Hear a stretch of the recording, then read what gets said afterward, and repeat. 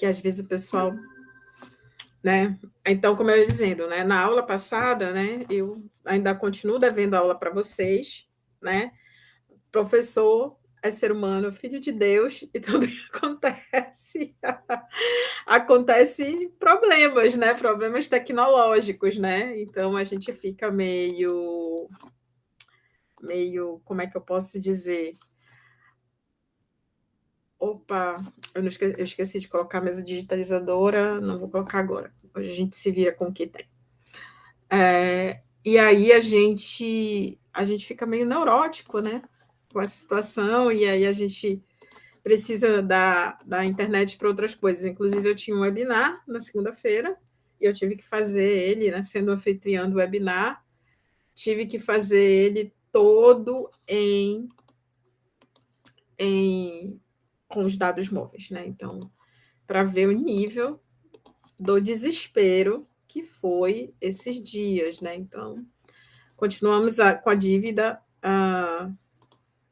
da aula, tá? E aí eu vou ver, né, se na segunda-feira eu vou tentar me organizar. Era bom se alguns outros estivessem aqui para a gente poder saber qual é o dia que vocês não têm aula depois. Eu não queria marcar uma aula extra. Eu queria, assim, que a gente continuasse no nosso horário de aula e, né, após dar um intervalinho ali às 9h40 e a gente retornaria para compensar o horário, né? Então, vamos ver. Deixa o pessoal aparecer aí eu faço essa proposta para vocês. Então, hoje a gente vai começar o último capítulo da nossa disciplina, né? A gente está aí há pouco menos, na verdade, de um mês para terminar o nosso semestre, né? Espero que vocês tenham conseguido fazer a prova, tá? Então, se vocês tiveram algum problema com a prova, pergunto novamente antes da aula acabar. A gente tira algumas dúvidas, né? Tirar dúvida depois da prova é ótimo, né? A gente tira algumas dúvidas e aí a gente vê, né? Até para eu não corrigir ainda, a gente ajustar essas notas. Aliás, eu não corrigi a prova de ninguém até o momento. Então, senhores, a gente está aí pouco menos de um mês para terminar nossa disciplina, né? E o que era previsto na ementa de vocês, né? Na ementa regular da disciplina, que seria, né, instalações elétricas, noções de instalações elétricas. Bom, tecnicamente, noções de instalações elétricas não existem. Instalações elétricas é um curso, né? Você precisa aprender, né, as técnicas de projetos, entender, e exige uma prática. Não adianta eu ficar aqui, sei lá, com 20 horas aqui com vocês e ficar apenas jogando. Existe todo um amadurecimento, né, a respeito do tema, né? E que, inclusive, passam por coisas que existem dentro da disciplina que a gente viu até o momento. Em instalações elétricas, obviamente, a gente não vai precisar de forma direta de circuitos magnéticos, mas a gente precisa conhecer, né, fator de potência, cálculos de condutores e tudo mais, tá? Então, reúne realmente o que vocês viram lá em circuitos elétricos e o que vem agora em eletrotécnica, tá? Então, como fica um curso muito corrido, uma coisa sem sentido, né? Para vocês terem uma ideia, né? Em instalações elétricas, a gente estuda luminotécnica, tá? E luminotécnica, a gente tem que sentar para fazer um projeto, sabe? Então, não, né? Então, a minha sugestão é, quem quiser, né, saber sobre instalações elétricas, quer seja porque eu estou estagiando numa empresa, né, que é o comum do curso de energia solar, eu estou estagiando numa indústria, eu estou estagiando numa empresa de construção civil e queira saber, né? Eu sugiro assim, olha, demandem da coordenação, né? Olha, a gente precisa de um tópico especial que é instalações elétricas industriais. Aí a gente vai conversar sério sobre instalações elétricas industriais, tá? E a gente vai sentar, tem todo um livro-texto. Então, É a primeira coisa, assim, que vocês podem achar diferente. Para, né, eu acho que dentro da disciplina de eletrotécnica, e que também poderia ser um curso à parte, a gente pode falar de eficiência energética e qualidade de energia, tá? Então, já que a gente estudou o sistema alternado, vimos os sistemas trifásicos, corrigimos fator de potência, a gente precisa observar que existem outros fenômenos que vão impactar na eficiência do meu sistema elétrico, tá? E isso, gente, vai servir independente do tipo de geração que você trabalha. Então, nesse semestre, excepcionalmente, né? E aí vai ficar, depois eu vou ver um feedback de vocês, tá? Depois eu vou passar um questionário, feedback de vocês, tá? Para avaliar se essa disciplina, se esse tópico, de fato, ele é muito mais interessante nessa disciplina, ou se a gente volta, né, para o que é regular, o que está proposto lá pelo PPC do curso, tá? Então, isso aí é uma coisa, tá? E eficiência energética é um tópico muito pertinente na atualidade, tá? Então, mais do que saber instalações elétricas, que eu acho que são muito mais o papel do engenheiro eletricista, e para vocês que vão fazer engenharia física, né, lembrando que não está na atribuição de vocês trabalhar com projeto elétrico, é um conhecimento adicional. Poderia ser muito bem uma disciplina optativa, caso vocês tenham interesse. Diferente, por exemplo, do pessoal da mecânica. Para eles é obrigatória. Por quê? Porque eles precisam ter minimamente esse conhecimento, tá? Então, vamos lá, nem sei também, acho que a eletrotécnica é optativa, depois vocês façam uma análise aí na próxima vez, tá? Então, dadas as devidas explicações, né, a gente vai começar aqui a nossa, tá, disciplina, tá bom? Então, vamos lá. Deixa eu ver se está tudo certinho, tá? Ok. Então, vamos lá. Bom, o que a gente já sabe? Hoje, né, é notório, né, que a gente usa, né, muita energia, né? E a gente tem aí os problemas de aquecimento global, né? Então, né, só que eu não sei, né, se vocês já tentaram correlacionar o aquecimento global ao uso de energia, à energia, né? Porque o que é normalmente veiculado? Ah, porque nós estamos usando muito combustível fóssil.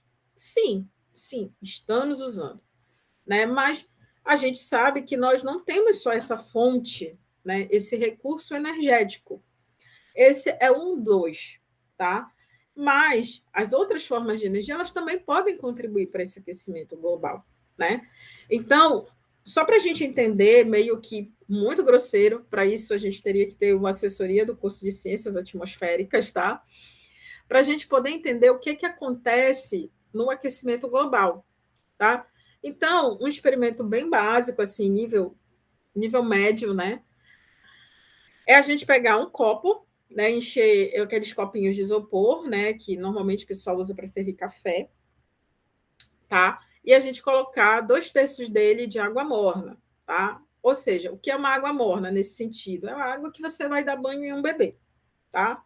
Então, aquela aguinha morninha, tépidazinha, só mesmo para o bebê tomar banho, e colocar esse copo dentro de um saco plástico, aqueles que a gente usa para congelar alimentos, tá?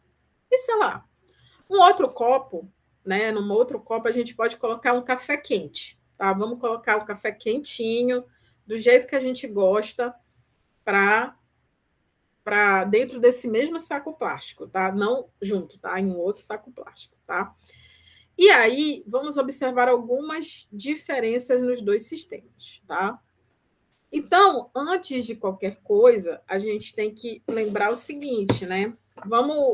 A gente vai precisar de uma ferramenta para poder fazer essa análise, que é justamente o ciclo da água, tá? Então, vocês já devem ter estudado o ciclo da água, seja no ensino médio, né, quando o professor explica lá os fenômenos para vocês, ou quer seja, né, na física, tá? Então, a gente tem a água, né, inicialmente em estado líquido, né, que estão lá aqui, né, estão no rio, né, infiltradas no solo, tá? E também presente, né, na transpiração dos seres vivos, né? Então essa água, né, ela evapora, né? Vamos pegar aqui a ponteira, tá? Ela evapora, né? E e ela evapora, ela muda de estado, ela vai para o meio gasoso, né? E se acumula, né? Ela vai se acumular na atmosfera, né? Nesse momento, a gente tem uma condensação, tá? Que é lá que está correndo nas nuvens, tá? E no final, essa água retorna, né, ao sistema através da precipitação, que é a chuva, tá? Lógico, né? Que, né, essa precipitação ela não retorna na mesma quantidade com que, né, ela evaporou ao longo do processo, tá? E aí vamos voltar lá para os nossos copinhos com água quente e água morna, né? Então o que aconteceu, né? Que são essas as observações que a gente tem que analisar, tá? Então tá lá, a gente vê primeiramente, né? Ou seja, vê se nós estivéssemos num laboratório, né? A gente veria o seguinte, que o saco está mais embaçado que o outro, tá? Então aqui eu tenho água morna e tenho aqui água quente. Então percebam, né, que esse saco aqui tá mais embaçado que o outro. Por quê? Porque quanto maior o calor, maior a evaporação e, portanto, a condensação, tá? Esse embaçamento esse embaçar, né, é a condensação. Se a gente tirar o copo de dentro, né, desse saco, nos dois, e aí a gente tentar acumular em um cantinho, né, cada um desses da água, né, dessa condensação aí presente nesse saco, a gente vai perceber que o saco que tem o copo mais quente tem uma maior quantidade de água, tá, do que o saco que tinha água morna. E a pergunta é: como é que essas quantidades diferentes de água se relacionam, por exemplo, com as inundações, tá? Que é justamente, né, um fenômeno que a gente está vendo agora, né? A gente está aqui passando por um ciclo, né, de chuvas muito intenso, né? O que alguns dizendo assim, não, é só aquele verão, é aquele inverno, né? No nosso caso, é inverno amazônico, então para a gente não é muita novidade. Mas, por exemplo, para as pessoas que estão lá no Nordeste, lá em Minas Gerais, isso é novidade, porque para eles esse período é um período de verão, né? Não é uma época chuvosa, tá? Então é muito estranho, né, que esteja acontecendo isso. E aí, uma das explicações, né, se nós formos relembrar o que aconteceu no ano passado, por exemplo, nesses locais ocorreram muita estiagem, muita seca, tá? Os reservatórios baixaram de nível nesses locais, tá? E outra coisa, né? As tempestades de areia também são devidos a esse seco. Então, o que relaciona aqui é a temperatura. Então, uma terra mais aquecida, né? Ela vai, né? Fazer com que esse ciclo da água, né? Cause maior chuvas ou outros fenômenos meteorológicos, né? Que podem, que vão impactar aí na nossa sobrevivência na Terra, né? Aí vocês devem estar pensando, professora, pelo amor de Cristo, é aula de eficiência energética ou é a aula de ciências atmosféricas, né? Ciências do sistema Terra, né? CST. Não, tá, gente? Porque isso tem a ver, sim, com a energia, tá? Por quê? Porque quanto mais energia você usa, você está, né, emitindo gases, você está aquecendo, de uma certa forma, o meio ambiente, né? E aí, lembrando do ciclo da água, né, todo aquele ciclo, né, você acaba aumentando a temperatura, né, o aquecimento global, e aí você tem o degelo, você tem as inundações, você tem outros fenômenos, né, que vão impactar, né, a sobrevivência aqui neste planetinha, tá? Então, o que acontece? Tá? Vamos lá, a gente já viu, né? Isso aqui só foi para ilustrar para vocês. Eu não sei se vocês já tinham, se alguém já tinha ilustrado para vocês essa ideia de, pô, como é que aquecimento global está relacionado com as chuvas, com os degelos, né? Eu não sei. O que é que tu me diz, Lucas? Alguém já tinha explicado assim? Não, né? É, Eu achei muito interessante esse exemplo. muito bom, você tá me escutando? Tô te escutando, Eu ainda não tinha visto nessa perspectiva ainda. tá? Então, assim, não adianta dizer que é só a queima de combustível fóssil que está causando o aquecimento global, tá? Não, tem. A gente, depois, assim, uma coisa que vai ficar para, né, a reflexão de vocês é que a forma como nós usamos energia hoje, ela é um tema muito complexo e ela é um dos problemas mais complexos para a gente resolver na atualidade, tá? Então, isso foi só uma maneira, só foi uma maneira de eu introduzir o assunto, porque a gente vai falar não somente de eficiência energética, a gente vai falar de uma outra coisinha que daqui a pouco eu vou mostrar, tá? E que é a temática da eficiência energética que a gente confunde muito com a eficiência energética, tá? Então, é por isso, né, que a gente está tendo todo esse ciclo aí intenso de chuva. É uma das prováveis explicações. Claro que o meteorologista, um especialista, ele vai falar isso com mais propriedade, tá? Eu só estou aqui ilustrando que uma das causas é o uso da energia, tá? É a forma como nós usamos energia. Também nós aprendemos o seguinte, né? Aliás, nós aprendemos não, nós escutamos todos os dias que nós precisamos mudar a forma como nós geramos energias para formas sustentáveis, tá, gente? Gente, sustentabilidade, eu costumo dizer que é uma mulher bonita e muito cara, tá? Então, ou seja, é uma coisa. A gente falar de sustentabilidade vamos pegar a essência da palavra, é aquilo que é sustentável, é aquilo que você pode manter, tá? Então, a gente diz assim, sustentável, formas de energia sustentáveis. É muito complicado você falar, né? E aqui eu não estou fazendo militância a respeito de nenhuma energia. Até que ponto uma energia solar ela é sustentável, né? Bom, se a gente, ela é uma energia limpa, ela não produz ruído, ela não. Mas quem disse que ela não produz resíduos, né? Se nós formos falar de, de placas solares, né? Se vocês forem ver o processo de fabricação de uma placa solar, ele não tem nada de sustentável, ele é muito agressivo. Né? Se nós estivermos falando de sistemas isolados, que é o que é muito comum aqui na Amazônia, a gente está falando de descarte de bateria. Onde é que a gente descarta essa bateria? Né? Então, gerar formas de energia sustentáveis é perguntar, por exemplo, ao Brasil se é sustentável para vocês ficar gerando energia hidrelétrica, né? Ou seja, nós conseguimos manter a geração. Não falo manter a geração no sentido de máquinas, de produção, de transporte de energia. Não, eu falo assim: nós temos condições de preservar o nosso meio ambiente a ponto da gente não ter as baixas de reservas? É essa que é a pergunta, tá?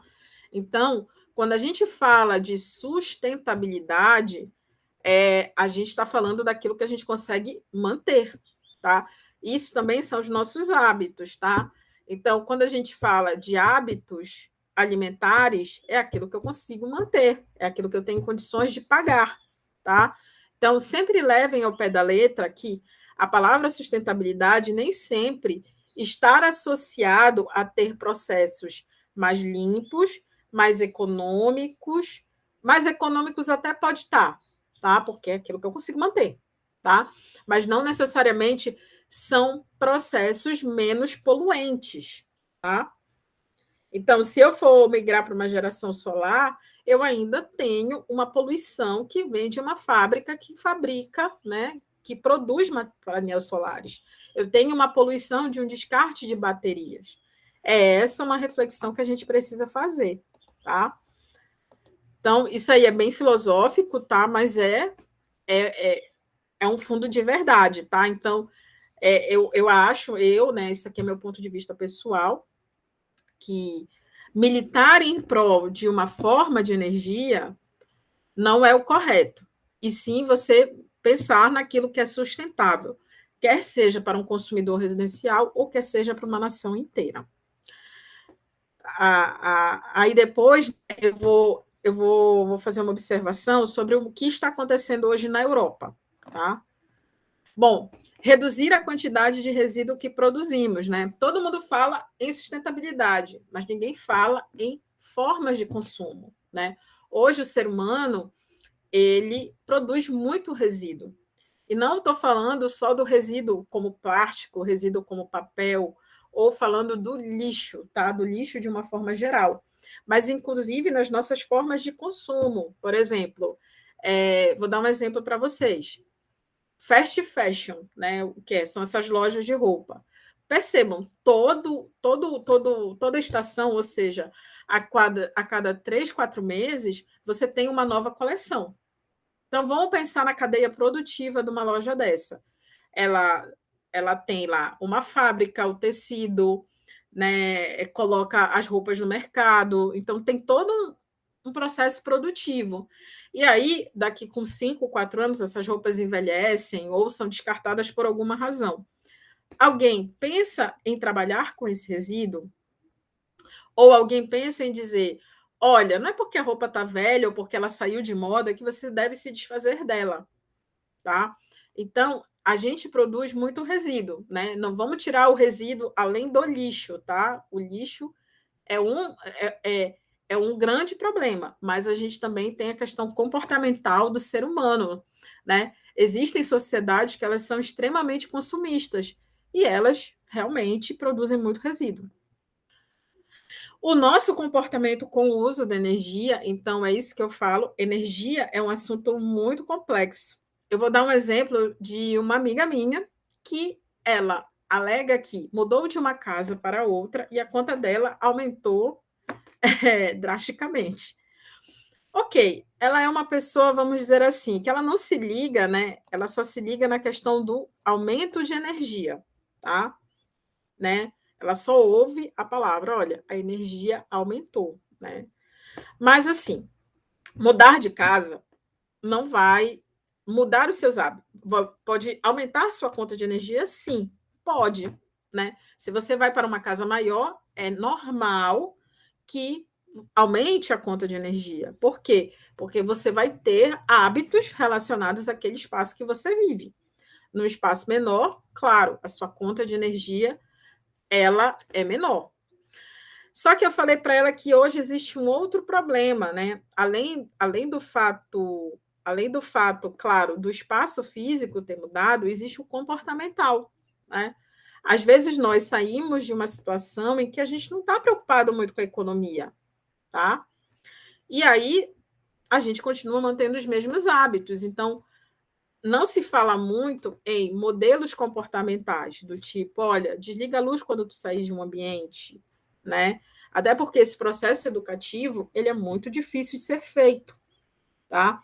E deveria ser uma das primeiras ações para se conservar energia, é o processo educativo, tá? Por exemplo, eu estou fazendo uma coisa que não é muito educativa, a minha TV está ligada lá na sala, e eu estou aqui dando aula para vocês, tá? Porque ela está ligada, é comportamental, entendeu? É da minha essência. Ela está ligada lá só para eu ter uma noção de tempo, tá? Então, a gente precisa melhorar, né? Aí depois entram outras formas de conservação de energia, como formas mais tecnológicas, tipo uma automação, ou como formas mais, como é que se diz, mais sofisticadas, que seria uma adoção de outras fontes de energia, tá? Mas a nossa relação com a energia ela ainda é muito ruim, muito ruim. O desperdício ainda é muito grande. E melhorar a nossa tecnologia para trabalhar com eficiência energética, tá? E assim por diante. A gente tem diversas soluções, né? Todo dia, né? Se a gente está falando em aumento de conta de energia, se a gente está falando em em utilização de energia, sempre alguém tem uma solução para dar, né? E isso sempre vinculado ao meio ambiente, ao aquecimento global e tudo mais, tá, gente? Isso, né, são soluções que a gente pode adotar para evitar que aquilo ali que acontece nos saquinhos, né, e essas chuvas, elas aconteçam, né, e prejudiquem, né, a nossa vida, né, aqui na Terra, né? Então, qual é o nosso objetivo aqui? Nosso objetivo não é falar sobre aquecimento global, sistemas meteorológicos, nem nada. A gente vai abordar os principais conceitos e fundamentos sobre eficiência energética, os aspectos legais e institucionais, tá? É interessante a gente conhecer a história, tá? Porque não é que o Brasil nunca fez nada, tá? Hoje as coisas elas estão meio paradas, tá? Mas existe, né? Existe uma atividade muito grande, bastante intensa, né? Na eficiência energética no país. A gente vai detalhar a estrutura do mercado de energia, bem como a tarifação, tá? Vamos entender aí minimamente, né, como é que se tarifa, né, energia, para que vocês entendam, né, que nem a minha amiga lá, entenda, olha, não é só o teu comportamento, né? Nós, por exemplo, aqui no estado do Pará, pagamos muito caro pela energia, nós temos um dos ICMS mais altos. A gente tem um outro problema que nós somos consumidores cativos, tá? Isso é um termo do mercado de energia, ou seja, consumidores cativos não, porque hoje com a adoção, né, da energia solar, a gente deixou um pouco de ser cativo, mas para alguns clientes isso não é opção, entendeu? Por exemplo, um cliente, né, eu falo assim, um cliente lá da concessionária que ele consome R$ 300 de energia, já com todos os impostos, ele não é interessante para a empresa de energia solar, porque ele é um cliente muito pequeno, a não ser que você seja uma empresa, e aí fica uma dica de negócio, tá? Uma empresa que lide com clientes nessa classe, tá? Porque não é o foco do consumidor de energia solar, né? Do vendedor, né? Do vendedor, da empresa, né? Que vende todo o sistema de geração. Para alguns clientes, ser consumidor cativo, né? É uma obrigação, que é o meu caso, por exemplo. Eu não vou colocar numa casa que não é minha, obviamente, eu moro numa casa alugada, um painel solar, porque tem um custo todo para isso, né? Um gerador solar. Tem um custo para isso, né? Uma outra opção de negócio era se eu tivesse um terreninho, boto um gerador lá, né? E saio distribuindo a minha energia pelos CPFs da vida, tá? Então, o consumidor cativo, né, é aquele que ele só pode comprar daquela concessionária. É diferente do que acontece no Sul e Sudeste, onde você tem vários fornecedores, tá? E aí você tem liberdade de escolha, tá? E, lógico, também de ser o seu próprio gerador. Né? Os passos para fazer um diagnóstico energético, então, ou seja, mais do que entender a tarifação, a gente precisa fazer um diagnóstico energético do nosso objeto. Por exemplo, se você estiver numa indústria, você precisa saber de onde vêm esses desperdícios, né? E depois proceder com a auditoria energética, tá, gente? Então, a gente vai falar desses termos aqui. E aí, feito o diagnóstico, você já sabe onde está esses desperdícios, a gente entra no gerenciamento de energia, que é justamente, né, apresentar soluções, monitorar as soluções para que a gente continue tendo eficiência energética, tá? Eficiência energética não se traduz somente, tá? Somente em diminuir o valor da conta de energia, mas também se traduz em prevenir que o sistema sofra outros efeitos causados pela carga. Eu falei muito sobre isso lá em fator de potência, tá? Que você não pode ter um baixo fator de potência, porque além de você pagar multa, você ferra, né? Você prejudica os teus consumidores vizinhos ou até mesmo equipamentos que estão dentro da tua instalação, tá? Então, a gente vai falar aqui de outras formas de energia, que é a cogeração, tá? E nisso aí também entra a energia solar, mas assim, o foco maior, eu não vou falar de energia solar aqui, porque energia solar vocês têm uma disciplina só sobre para isso, né, que é o projeto fotovoltaico, tá? Mas a gente pode apresentar outras opções, como a geração a diesel, apesar de ser, né, ainda queima, tá? Queima de combustível, a gente pode trabalhar com resíduos, tá? Então, isso são formas de você. Também vamos falar aqui um pouquinho de geração distribuída, tá? Depois eu vou mostrar uma coisa para vocês de recursos energéticos aí, que vocês vão ver que a tendência é que a geração ela saia daquela coisa que é fornecida apenas pela geradora, né? Aquela única geradora, que no nosso caso, é a Eletrobras, tá? E aí a gente passe a ter várias geradoras. Lógico, isso vai tornar o sistema de energia elétrico muito complexo, mas vai tornar ele complexo, porém ele vai ficar mais flexível, tá? Em todas as formas, quer seja para o fornecimento quanto para o mercado. E aí vamos lá na definição, e aí eu tenho uma perguntinha para fazer para vocês.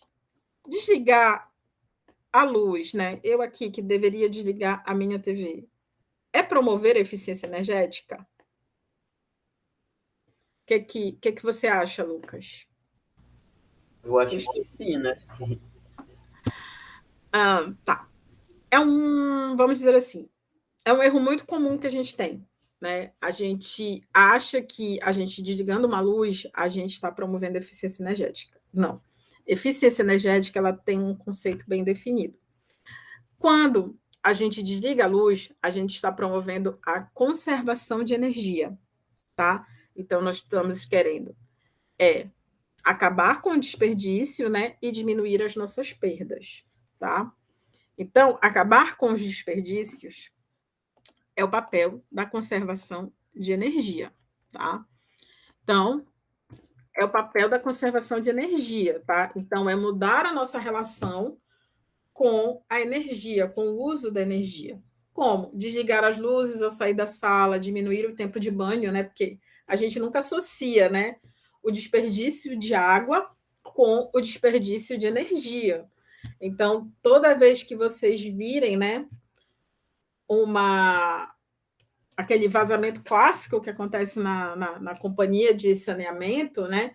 Aquilo ali tem também impactos no consumo de energia, porque se é uma água que está indo para a rua, né, está ali sendo desperdiçada, implica que lá no meu sistema de bombeamento a bomba está ligando toda hora, tá? E isso, né, vai impactar lá no funcionamento do meu motor, vai diminuir a vida útil dele, vai diminuir a eficiência dele, aí, quando eu falo eficiência no sentido de máquina mesmo, tá? Então, tudo isso, né, são atitudes para conservar a energia. Então, tudo que a gente fala, não usa o ar-condicionado de porta aberta, não demora muito no banho, desliga a luz ao sair de um determinado ambiente, é um ato de conservação de energia, tá? E a eficiência energética é usar a tecnologia para fazer a mesma função, sendo que com menos energia. Um exemplo clássico é a lâmpada LED, né? Hoje, nós utilizamos a lâmpada LED, né? Então, eu vou traçar aqui um histórico para vocês, né? Vocês são mais jovens, né, do que eu, então talvez, né, vocês não se lembrem, né, ou talvez vocês até tenham visto na casa do avô, da avó de vocês, aquela lâmpada amarela, né, que é aquela lâmpada incandescente. Hoje você não encontra lâmpadas incandescentes por aí e aquela lâmpada amarela é terrível, né? Então nós evoluímos da lâmpada incandescente para a lâmpada fluorescente. Só que com isso, né, nós trouxemos o seguinte, nós trouxemos os sistemas de ignição, né, que eram os starts, que era aquele pequenininho, tá? E depois nós fomos para o reator eletromagnético. E aí nós melhoramos a tecnologia, diminuímos a potência, né, porque nós tínhamos lá uma lâmpada incandescente de 100 watts e nós fomos para uma fluorescente ali de 40, 20 watts. Já é, né, bacana. Só que aí, né, aí você vai ver, a tecnologia, ela também traz problemas, né? Eu trouxe um sistema de ignição, que vai injetar um pico pequeno ali de energia, mas vai injetar, né? Esse sistema de ignição também vai modificar o formato, né, da minha forma de onda, que nós vimos lá em distorções harmônicas, tá? E sem contar que vai, né, dar uma estrutura muito pesada, porque a minha lâmpada, ela tinha, lá na lâmpada incandescente, você tinha um bocal, né? E lá na lâmpada fluorescente você tinha uma calha, essa calha tinha que suportar a lâmpada, o start, né, e depois o reator. Daí entraram os reatores eletrônicos. Aí a gente tem um benefício numa ponta, né? Nós diminuímos ainda essa potência, tipo, nós fomos para lâmpadas saímos dos 40 watts para 32, tá? E dos 20 para o 16, tá? Só que aí a gente começa a ter outros efeitos, né? Porque eu estou lidando com chaveamento eletrônico. E agora, né? Aí depois nós fomos para as lâmpadas frias, né? As lâmpadas, né, frias que se chamavam, né?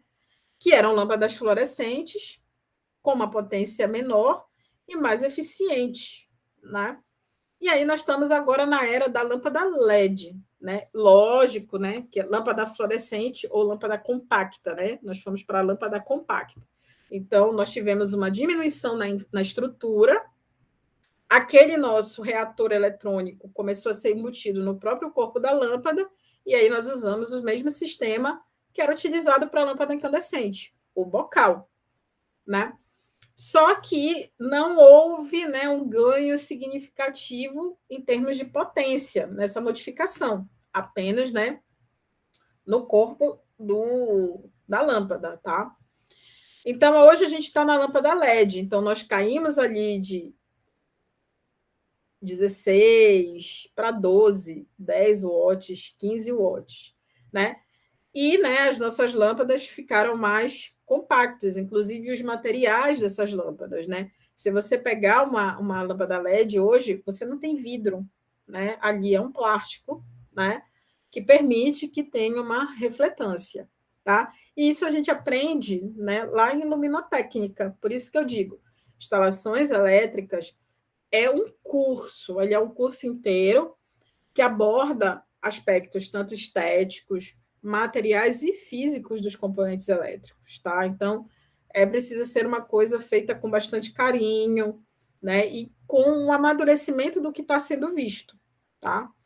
Então, hoje a gente está nessa tecnologia que é a tecnologia LED, tá? Então, isso, né, a gente, como eu falei para vocês, a gente continua produzindo a mesma quantidade de luz, né, de intensidade luminosa, tá? Né? Só que agora com uma potência bem pequenininha, tá? E isso é eficiência energética. Quando a gente usa essa tecnologia, né, como eu falei para vocês, a evolução da tecnologia da iluminação, né, para fazer o mesmo trabalho, só que ontem, né, há quase 100 anos atrás, eu usava uma lâmpada de 100 watts. E hoje eu estou aqui com uma iluminação muito melhor, muito mais adequada para trabalhar com uma lâmpada de 12, 15 watts, tá? E quando nós fazemos essa decisão de substituir todas as luminárias, todas as lâmpadas fluorescentes, todas as lâmpadas compactas de um ambiente para lâmpadas LED, nós estamos fazendo um ato de conservação de energia, tá? Então, a gente tem que ter como é que se diz? Os conceitos bem definidos, tá? Então, hoje, o que se vincula, o que o país quer fazer é conservar energia, tá? Não é necessariamente eficiência energética, tá? É conservar energia.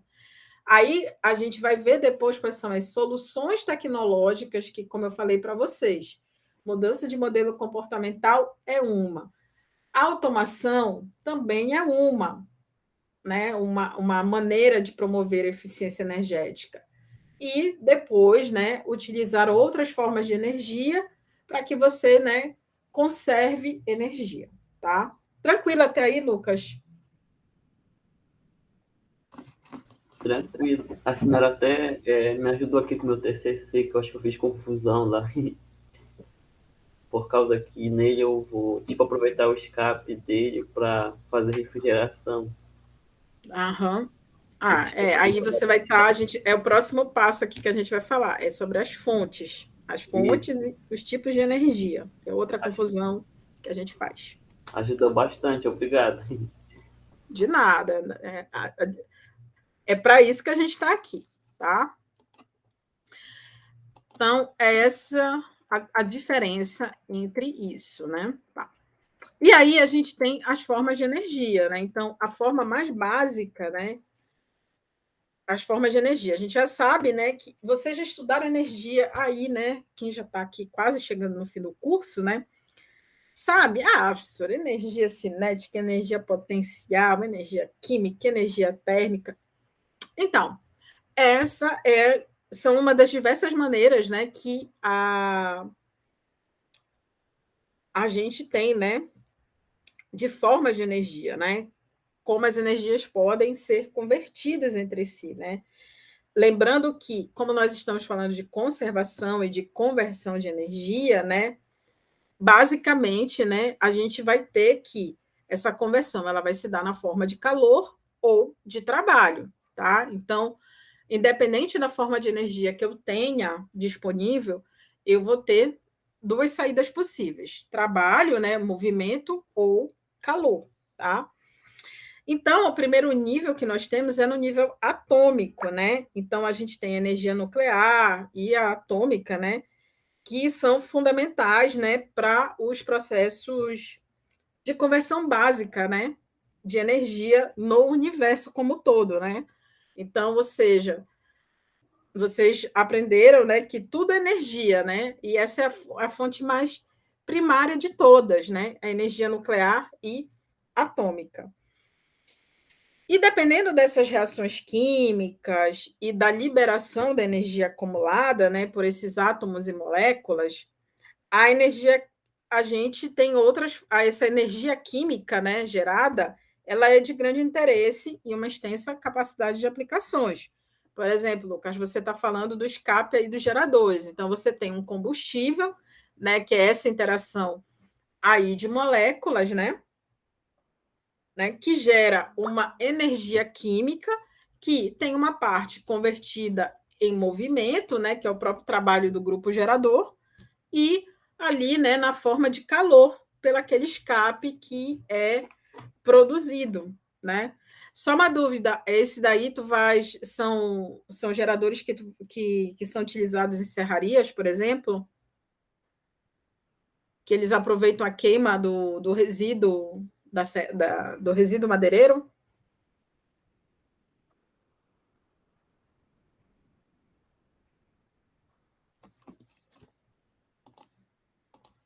Opa, ele caiu. Tá, Lucas, depois, quando estiver assistindo a aula, tu pode me apresentar a pergunta, tá? Então, você tem aí, né, as formas de energia, a forma mais primária de todas, tá? Continuando aqui, tá? Então, aí, nos processos de combustão, por exemplo, tá? Que é o que acontece nos geradores, tá? A gente tem outra questão, né? Que acontece nos motores, nos fornos, nos geradores. A energia química, né, desses combustíveis, como eu falei anteriormente, né, ela é convertida, né, numa energia térmica, tá? Então a gente tem a interação aí do ar com o combustível dentro de uma câmara de combustão, né, que está ali a temperatura, então a gente tem a liberação desse calor, né, e os gases de combustão, tá? Então a gente tem essa energia térmica aí convertida aí nessas duas formas. Então, dependendo da forma de energia que você escolha, né, você vai ter as suas respectivas saídas. Vamos ver outros exemplos aqui, no caso. Ó. Agora eu coloquei aqui para vocês todas as formas de energia, tá, gente?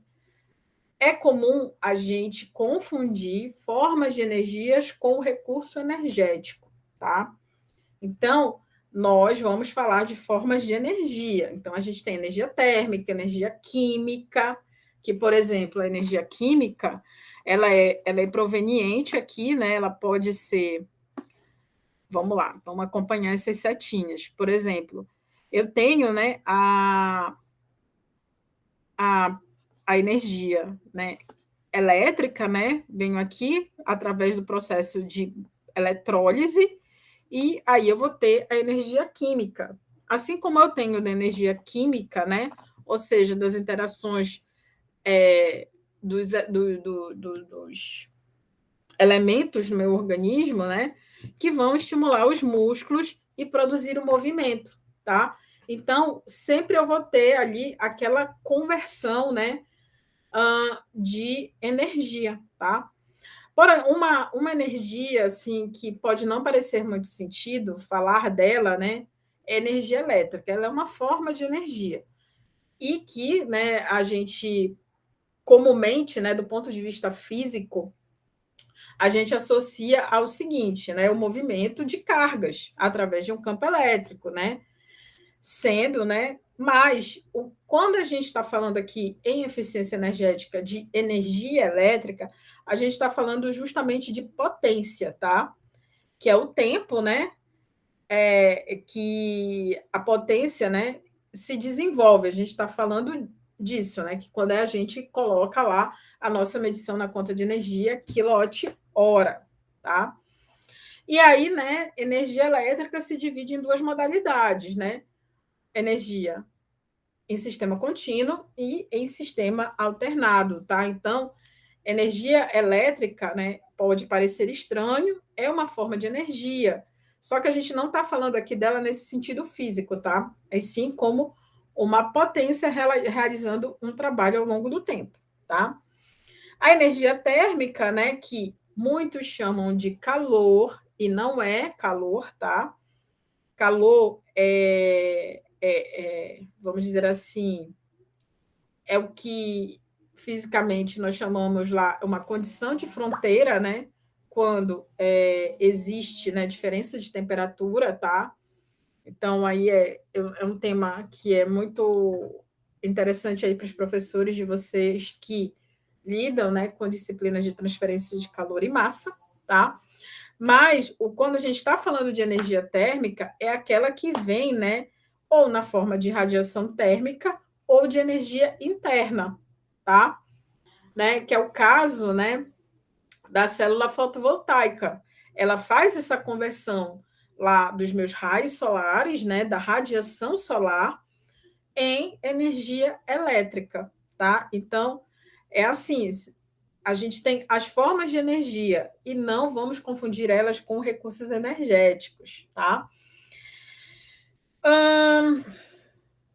Tá. A energia mecânica, né, que a gente pode ter ela por potencial ou cinética, né, sempre está associada àquela força estática, que pode estar armazenada numa mola elástica, né, ou em gases comprimidos, tá? Então, se a gente for olhar aqui, né, a nossa energia mecânica, né, a gente tem, né, a máquina térmica, né, ou seja, através da excitação interna dela, gerando energia mecânica, tá? Ou, né,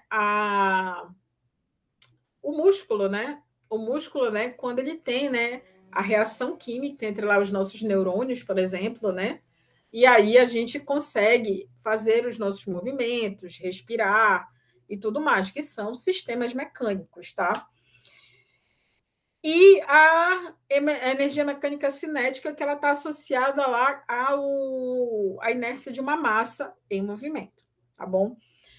E de forma resumida, o que a gente tem que falar, além de não confundir com recursos energéticos, tá? É que são muitos os processos que fazem, né? São muitos os processos de interação, tá? E esses processos, eles vão sempre ser a base do nosso desenvolvimento tecnológico para fazer eficiência energética, tá, gente?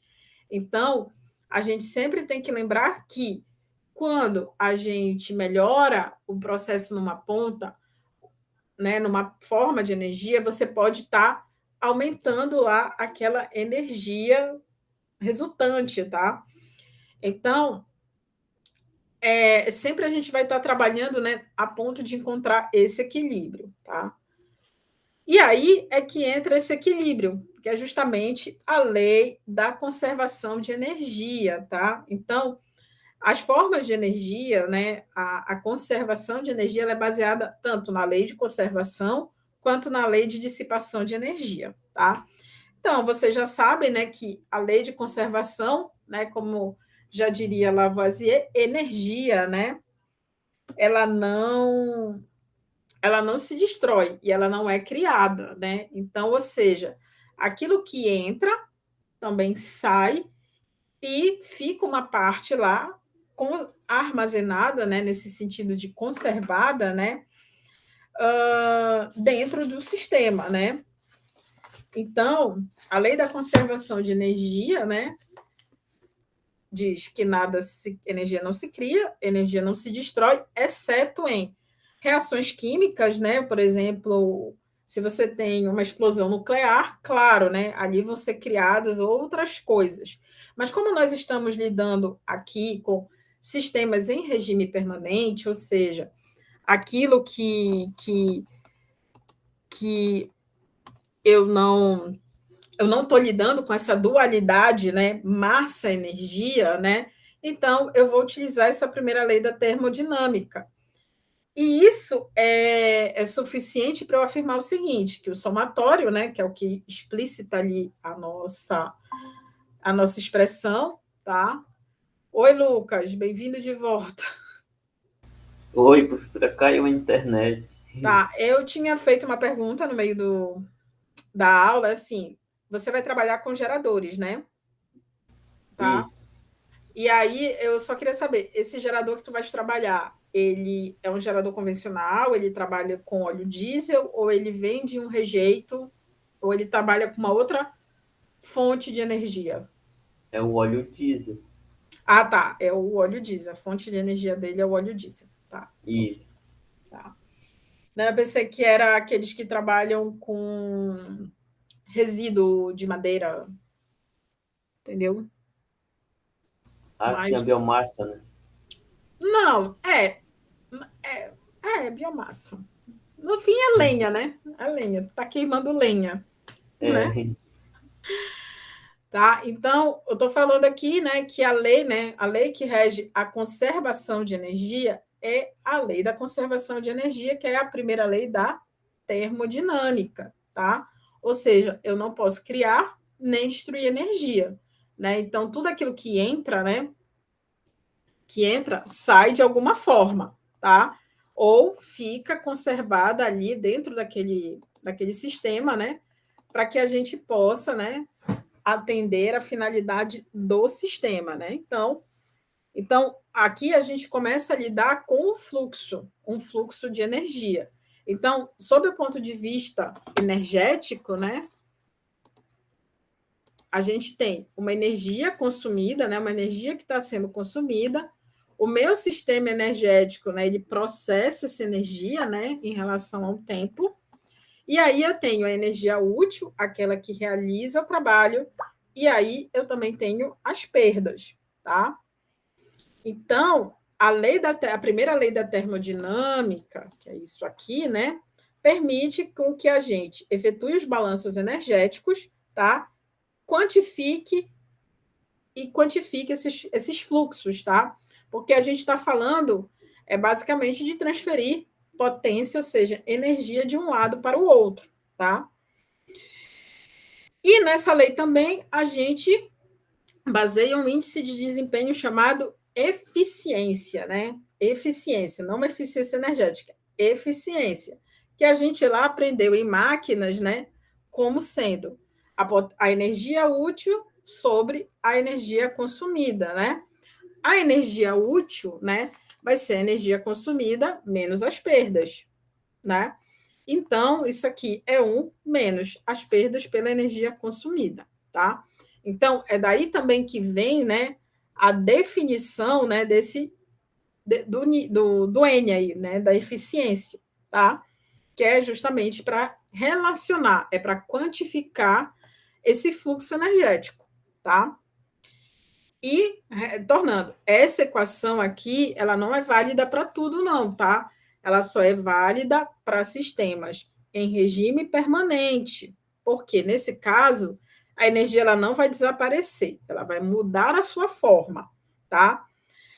E esse consumido aqui, tá? Que energia consumida pode parecer estranho aqui, mas é assim, é o aporte de energia, vamos supor, é quanto de potência disponível a concessionária, por exemplo, te oferece para te botar o teu sistema energético aí em ação, tá?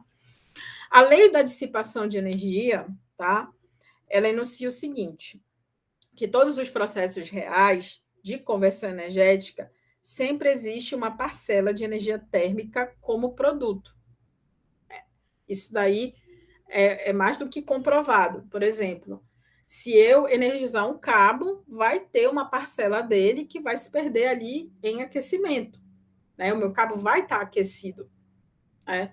Então, o que, que acontece? Ele vai ter a energia, né, desenvolvida, aquela potência, mas tem uma pequena potência ali em efeito Joule, né, que é desperdiçada, tá? Ou seja, as perdas, gente, são inevitáveis. Então, quando nós estamos falando de eficiência energética, nós estamos querendo, guardem essa frase, eliminar desperdícios e diminuir perdas. Elas não têm como serem eliminadas, tá? Ninguém elimina perda, tá? A gente diminui elas, tá? Isso aí é até importante para escrever em trabalho, tá? Nunca diga que vocês eliminaram as perdas. Se vocês eliminaram as perdas, meu Deus, inventou uma lei nova que eliminou as perdas, tá? E aí é muito comum a gente confundir a forma de energia com o recurso energético, tá? Então, o recurso energético é a nossa fonte de energia, tá? Que pode ser primária, secundária, ela pode ser convencional, que é o caso das hidrelétricas, ela pode ser alternativa, ela pode ser renovável ou não renovável, enfim. A fonte de energia não é a mesma coisa que a forma de energia, tá? Por quê? Porque lá na forma de energia eu estou lidando com a conversão de energia, tá? Só para vocês terem curiosidade, por exemplo, no curso de engenharia elétrica, a gente não chama a disciplina de máquinas elétricas. Não, tá? A gente chama de conversão de energia, tá? Claro que o objetivo é estudar o gerador, tanto de corrente contínua quanto alternado, motor síncrono, mas o processo em si, basicamente lá, a gente é análise da conversão de energia, tá? Tanto é que a gente tem a 1 e a 2, tá? Por quê? Porque a gente fala de todos os recursos energéticos lá na 1, tá? E na conversão 2, a gente vai falar da forma de produzir através da energia potencial, né, que é lá da hidrelétrica, a gente converte em energia mecânica e vice-versa. E aí a gente estuda lá a máquina elétrica, que é o gerador e o motor, tá? Então, a gente primeiro tem que fazer isso. Vocês já tiveram isso aqui picados em várias disciplinas, tá? Mas o correto é vocês entenderem todos os processos de conversão, porque aí a gente estuda os recursos energéticos. Tanto é que recurso, né, por exemplo, uma disciplina de recurso energético, ela deveria ser ministrada por diversos profissionais, porque eu não entendo nada, por exemplo, de vento, tá? Para falar da energia solar, né? Então, a gente tem que entender, né, os processos do vento minimamente, né, para poder entender, né, que a energia solar ela tem disponibilidade, ela é limpa e renovável, ela tem um custo elevado, né, tudo isso. Então, recurso energético é diferente de forma de energia, tá? E aí entra, né, a matriz energética, né, que é o que forma, né, são formadas por todos os recursos energéticos, tá? Então, a gente vai ter, no nosso caso aqui, eu vou dizer o que a gente não tem. né? A gente não tem geotérmica, né? Porque as condições do nosso país ela não tem zonas de vulcanismo nem áreas subterrâneas, né? A gente é muito consolidado em etanol, né? Carvão mineral, tá? Apesar de que, bom, vou dar um destaque para o carvão mineral. Vamos fechar a ideia aqui. A gente tem energia nuclear, a gente tem algumas usinas nucleares, energia solar, né? Continua sendo a energia, né? A forma, o recurso energético com maior expansão, porque ele é muito disponível, né? Comparado com o vento, né? A gente, apesar do vento ser abundante, nem toda a região é passível para a geração solar, tá? Então, olha só, né, como é interessante o nosso próprio exemplo, né? A gente tem um potencial enorme para energia solar, para esse recurso energético, tá? Mas a gente não tem para energia eólica, né? A nossa geografia, o nosso mapa geográfico, ele não permite. Nós não temos um regime de ventos suficientes para uma geração eólica de impacto, como, por exemplo, você tem lá no Nordeste, tá? Por isso que eu digo, estudar recursos energéticos é um assunto multidisciplinar, tá? Porque se eu for aqui entrar em recurso energético, eu vou puxar a sardinha sempre para o meu lado, que é o elétrico, tá? Temos o pré-sal, né? A gente tem, né, aí uma fonte, né, que está sendo explorada, né, que é o pré-sal, que ainda é o combustível fóssil. O petróleo, a gente tem também essa grande capacidade, mas vamos falar aqui do gás natural e do carvão mineral, para vocês entenderem, por exemplo, o que está acontecendo na Europa, para vocês entenderem como o recurso natural ele é muito valioso, tá? E, né? E com o passar dos anos, ele vai ser uma questão assim estratégica para nações e continentes inteiros. Por exemplo, a Europa, né? Ela é basicamente atendida por gás natural e usinas nucleares. Entretanto, eles estão num momento, né, de fechamento de usinas nucleares. Existem lugares que não podem nem ter sequer usinas nucleares. Por exemplo, a Itália. A Itália é um país muito sujeito a terremotos, né? Então, não é recomendado, assim como aconteceu em Fukushima, que você tenha a energia nuclear, né? Fukushima está aí, né? Já tem 10 anos e a gente tem uma ideia do que aconteceu lá com aquele lugar. Então, como é que foi o fornecimento de gás natural, que é a maior parcela do continente europeu? É fornecido pela Rússia. Então, a Rússia ela tem as maiores fontes de gás natural. Esse gasoduto chega até a Alemanha e esse gás é distribuído para todo o continente europeu. Eles estão com um sério problema de diversificar a matriz energética. Eles não têm hidrelétricas, tá? Né? São pouquíssimas. Eles não têm o etanol, tá? E com isso, né, estão ligando às usinas de carvão. Por quê? Porque se eu tenho um continente ali meio estressadinho, que é no caso a Rússia, que está em plena discussão com a Ucrânia, né? E sabendo que o continente europeu não vai apoiar uma guerra nesse momento, né? Não vai apoiar e nem deve. Eu vou o quê? Eu vou usar o meu insumo estratégico para controlar a decisão daquele continente. Então, a Rússia ela diminuiu a vazão de gás para o continente europeu, tá? A Rússia está na Europa, gente, mas o europeu ele não considera o russo europeu, tá? Só para vocês não acharem que eu estou ficando louca, tá? Então, para vocês verem como o recurso é estratégico, o recurso energético, ele decide até se vai ter uma guerra ou não, tá? Então, estão ligando, né, as usinas de carvão mineral, que é uma coisa que, como a própria figura ilustra aí, né, da primeira revolução industrial, né, quando a gente ainda trabalhava com máquinas a vapor. E aí, né, o que, que acontece para o cidadão europeu? Um aumento de 50%, tanto na energia elétrica quanto no gás, porque usa o gás para cozinhar. tá? Também, né? Então, recursos energéticos, eles têm também um papel geopolítico, tá? Dentro de uma nação, tá? Assim como também nós tivemos o problema com as secas, nós precisamos importar energia. Então, nós fomos comprar de outros países, tá? Então, o que é uma atitude até um pouco mais digna, mas encarece a conta de luz, do que ligar uma usina de carvão. Mas foi autorizado pelo presidente da República a ligação dessas usinas novamente.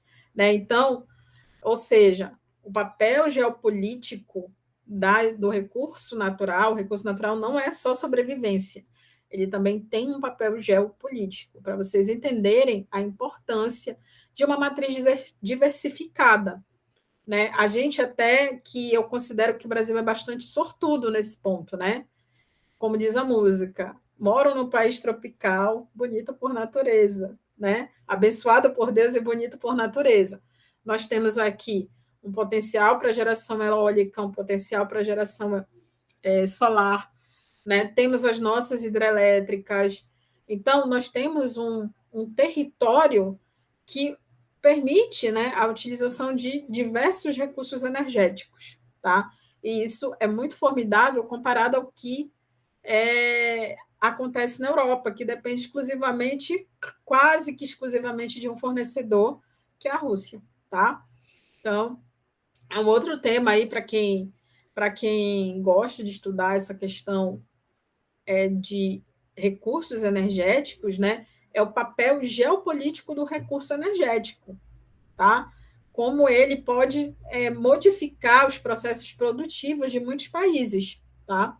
Então, tenham isso em mente, tá? Não é só estudar a potência, tá? Mas é estudar também essas interferências, porque isso impacta na produção, vai impactar numa economia, tá?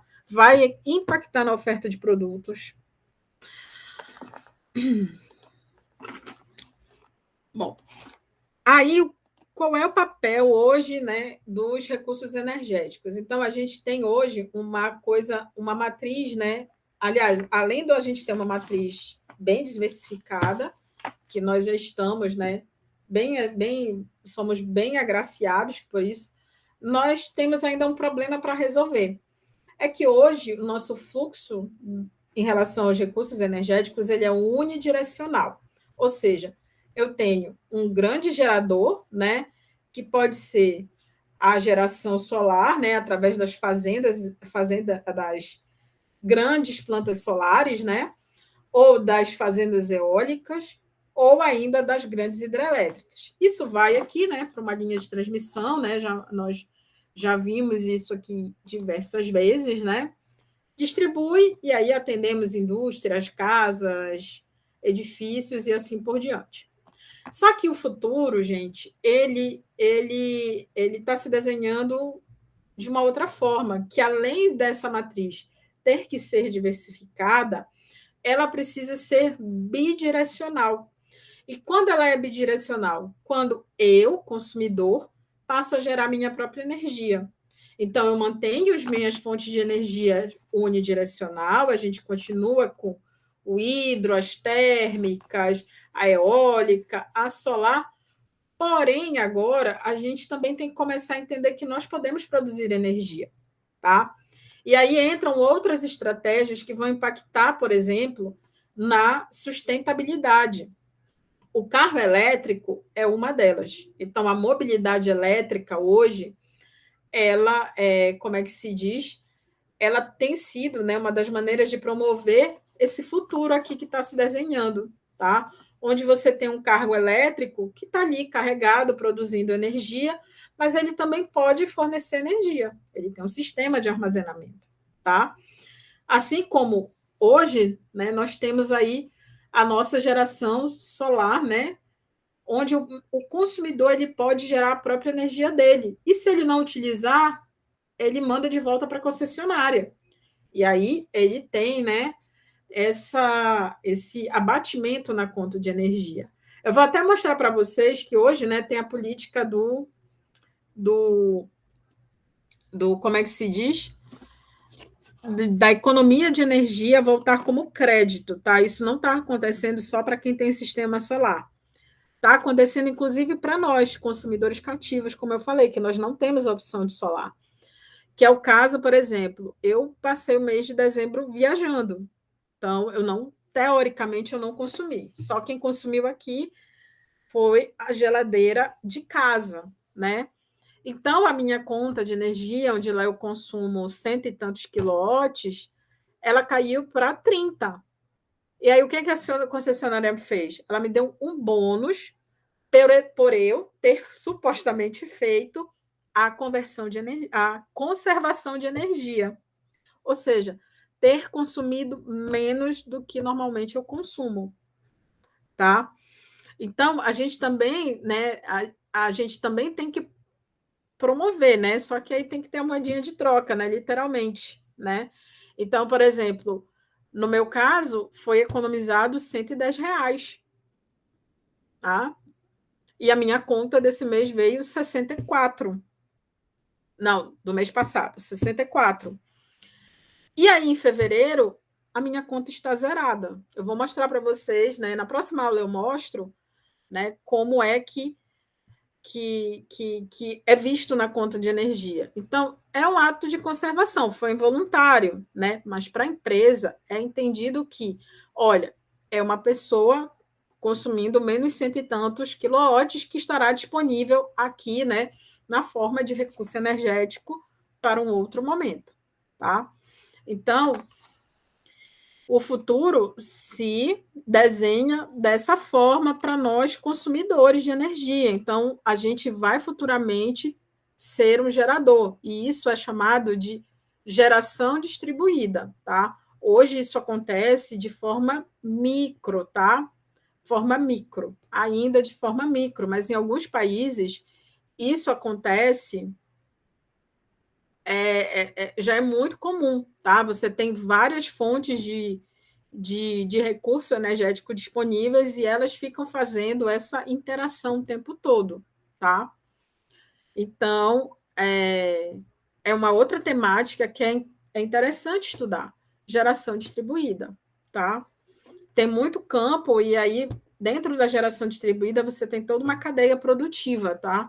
Você tem o cara que fabrica os medidores, você tem o cara que controla softwares, que faz aplicativos, tá? Tem tudo isso.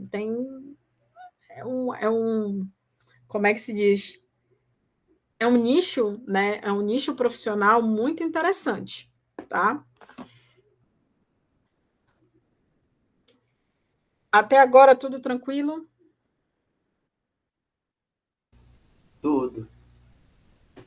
Então, vamos lá. Antes da gente. Aí a gente vai falar aqui das terminologias, tá? Então, a eficiência energética, ela mexe com um pouquinho de economia, mexe com um pouquinho de recurso energético, de engenharia elétrica, enfim. Então, existem alguns termos que são comuns para essas áreas, né? O primeiro deles é a energia direta, tá? Que são o quê? São os fluxos energéticos, tá? Ou seja, como calor, energia elétrica, ou seja, a minha forma de energia, tá? Ou, né, na forma de produtos ou serviços que a gente, né, utiliza para para poder produzir um bem, tá? Então a gente fala que é a energia direta, tá? A indireta ou embutida é aquela que são utilizadas para atender as demandas, né, energéticas, como os fluxos de materiais, né, ou custo energético. Por exemplo, eu tenho que saber qual é o custo do meu gerador, tá? Então, normalmente isso aí, a gente quando vai fazer o despacho de energia, não, vamos voltar um pouquinho o passo. A concessionária, a geradora, né, ela trabalha com o seguinte, ela é remunerada pelo seguinte, pela disponibilidade do equipamento, tá? Então, uma geradora, ela tem a disponibilidade de equipamento dela e ela é remunerada por isso, né? Então, isso aí é um custo energético. Então, ela sabe, por exemplo, quanto custa quanto vai sair o custo do gerador dela se manter em operação. Aí ela inclui manutenção, as horas homens trabalhadas, enfim, todos esses custos indiretos, tá, que estão embutidos para eu manter a disponibilidade, ou seja, o tempo que o meu gerador vai ficar funcionando, tá? E assim o governo, né, o governo me remunera, tá? A mesma coisa acontece com a Equatorial. Ela tem as subestações dela e ela recebe da Eletrobras, tá? Quando ela, como é que se diz? Ela informa, né, a disponibilidade do transformador, por exemplo. Então, imagina naquela crise que teve lá no Amapá, né? Aquilo ali dá até prisão, tá, gente? O equipamento ele ficou indisponível por quase um mês. Eu acho que foi quase um mês, tá? Então, pensem em termos de dólares, tá? A gente não está falando de reais, de dólares que aquela empresa deixou de receber, certo? Pensem, além, né, do transtorno como equipamento que ficou danificado, o transporte, trazer a outra transformador teve que vir de Belém.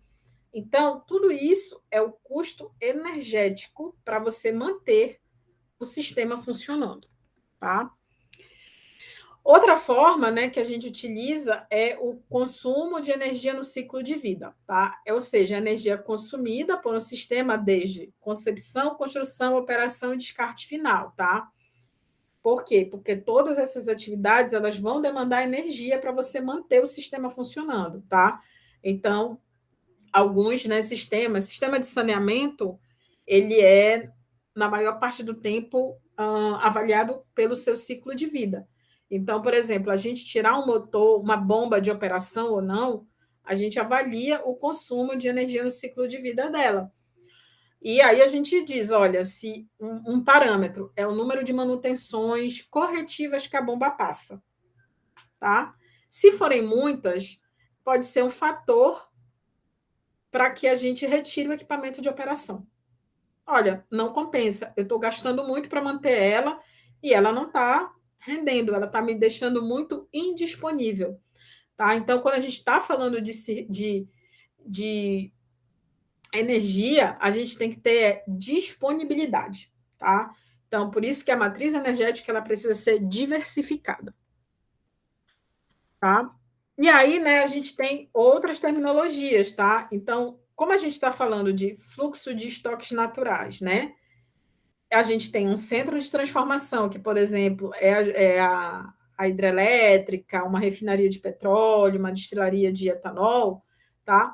Então, a gente está falando de energia primária, energia secundária e energia útil, tá?